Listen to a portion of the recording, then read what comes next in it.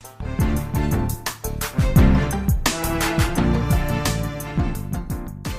and welcome to the Market Alert for Monday the 27th of February 2023. So bonds, stocks and Bitcoin battered by G-rate expectations, repricing, data-dependent policymakers forced to don their hawkish capes because the data keeps coming out and it's still inflationary as we've seen for the last 2 to 3 weeks, but now there seems to be some acknowledgement of it and the market responding accordingly.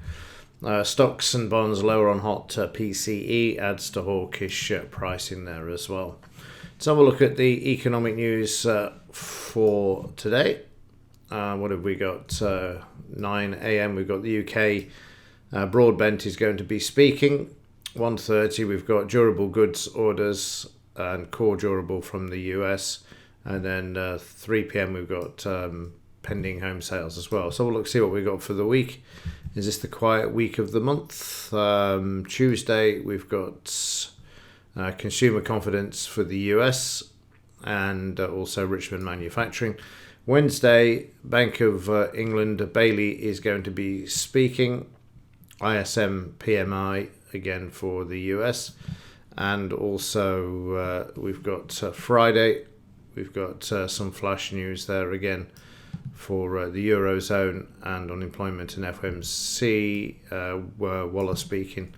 And then Friday, ISM. So, nothing major this week. There's only one central banker out, and that's going to be Bailey, and that's on Wednesday. So, in fact, they could use this to their advantage and have shakeouts and bring the market back because we haven't got CPI, non-farm, that sort of thing this week, so they could use it to their advantage to try and bring the market back. Okay, let's move on and have a look at the market's reaction to the news on Friday, the options expiration as well. And in Friday's trading, you can see that we had a down day for the Dow. We traded down to the 89 on the downside that we marked up on Friday. Market traded to this, bounced off this, oddly enough coming off in the afternoon. Been a weak morning with the options expiring. The PCE data came out at 1:30. This added to it. This sent the market further. Found support and then put in its retracement and then made its way back to where the PCE data came out. And then the markets overnight have rallied to the DP and then traded down to the close. So they've got to stay above the low if prices to find any support. As I just mentioned, there's not much on the economic news front, so there's a chance that they could move higher. The only thing that I would keep in mind is that, as I put in the alert last week, Biden and co are starting to bang the Russia war drum thing, so just keep an eye on that one. Otherwise, should be a fairly tempt fate now, say a fairly boring week, but you just never know, do you? Any sort of black swan event could turn up. So on Friday the market managing to bounce back. Like I say, keep an eye on the low today, DP there and the high as well if they want to rally the market back. In the implied volatility, this seems to be proving the case as well. We're only at 1609 on Friday. Expected this to be a lot worse, but we're bringing the market back to where the news came out at 1:30 p.m. on Friday. Seems to have settled the market a bit. We ended up at 1665, 1609 was the day before. Not that bad actually. I expected to see 18 at least on this when they released it on Friday evening, but it came out at 1665. So again, pointing to the fact that they're not too concerned at this point with regards to what's going on in the stock markets. I'm just putting it down to a one-day sell-off.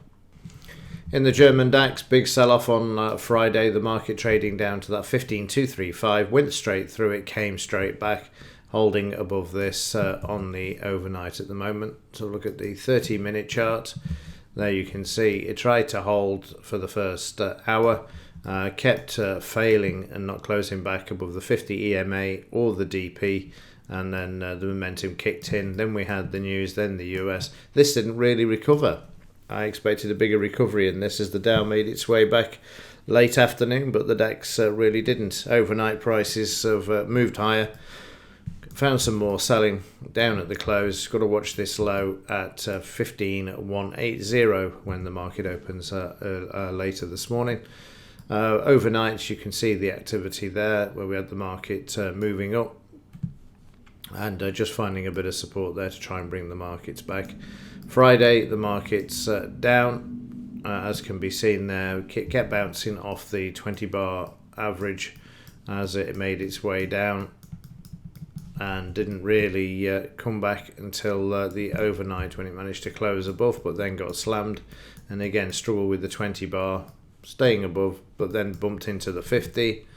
And now you can see that we've had a switch over and it started to make a bit of progress. So a bit of bullishness there until we get to around 5 a.m. where the market started to show a bit more selling coming into the market there. This week's trades, £472, profit factor of 202, and the win-loss ratio there of 59 to 41 there. For a reasonable week. It was a tough week, as you can see there, in and out and choppy and whatever, but nonetheless still another profitable week as they come. But like I say, this week will be an interesting one. Should expect a bit of volatility when we first open up to follow through on the downside, but then we'll see what happens. Let's move on and have a look at the S&P and the FTSE.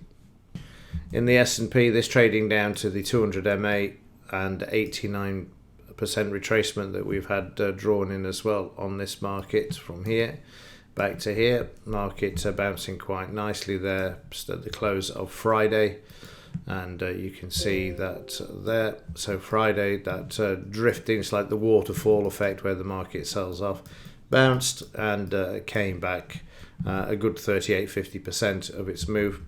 Needs to hold above the close, if not, it's likely to retest the low there. In the FTSE, well, holding up really well considering, sideways when everything else was selling off, and overnight the market down slightly there. So again, you can see holding very well in the morning session as well. It was only when the US PCE numbers came out that the FTSE went down, but look how much it regained, so still showing some strength. Struggling with the DP overnight though. In the currencies, GBP, JPY, this up on Friday, got close to the 200 MA, finding a bit of resistance there. You can see the move up to the upside there, and overnight the market's been in the sideways range but found support at the 200 MA. Needs to take out the high of Friday in order to move higher. The pound once again getting crushed as the US dollar moved lower. We're down to 119 now, taking the 120 psychological level out there. We're at 119. Where are we at the moment? Yeah, around the 119.50 area, I think, from what I can see. Needs to hold at the 200 MA, otherwise it's likely to go through. There's the sell-off. We started off sideways, then we sold off. As we got the PCE news, it just, you can see there, a lot more volume sideways. Market trading back up towards the DP overnight and has already retested Friday's low there, as can be seen in the 30-minute chart. Dollar strength continues, as can be seen here. Friday up sharply as the hawks come back, and its rate increases are bullish for the currency. We've gone from 100 to 105 now on the US dollar, which you can see there in the chart. 30 minutes will show you even more of the move. There you can see Friday's move there, straight up, and then overnight we're seeing some strength as well. So if the dollar's up, it means the metals were crushed, and they certainly were, and they're going to get crushed even more as we go forward as well. So let's have a look at those before we conclude. So we'll kick off with silver. Went straight through the 21.65. As I said on Friday, it was going to take out the low. Took out the 200 as well, and it's down on the overnight as well. There's the sell-off on Friday in the 30 minutes. Overnight already we've taken out the low, and we're sitting at the S1. Bit of buying coming in at the moment. This won't last. That's going to be taken out at lunchtime when the LBMA open up.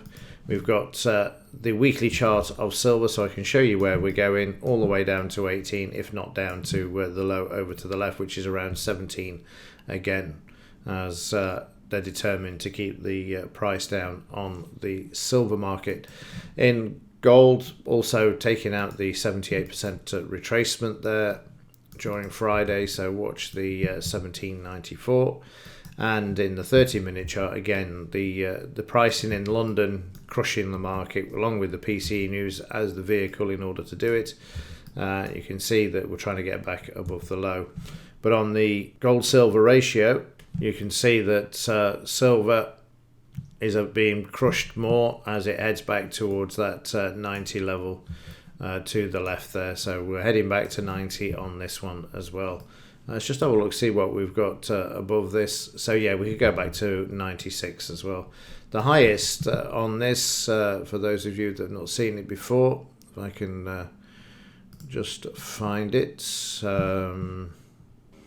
is way up here at 126. Okay, that will do it for this one. Let's see what happens when we kick off. I suspect it'll go down and then it'll find some supports, but we'll just have to wait and see. There'll be follow through from Friday's sell-off and also the weekend news as well. Okay, that's it for this one. As ever, thanks for watching. See you in the next one.